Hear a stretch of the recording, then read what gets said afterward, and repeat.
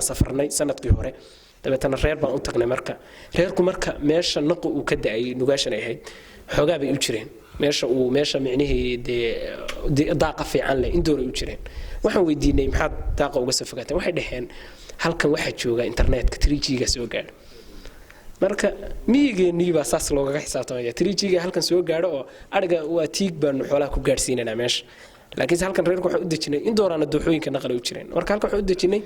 in 3G-ga iyo habeenkii aan wararka iyo internetka aan ku dhageyso marka dadkii waxaan u baahan yihiin raydna way u leeyihiin loo sheego in si wanaagsan ay u isticmaalaan oo dhaqankii Soomaaliyeed ee suubanaa iyo xishoodkii iyo diintii iyo wixii oo dhan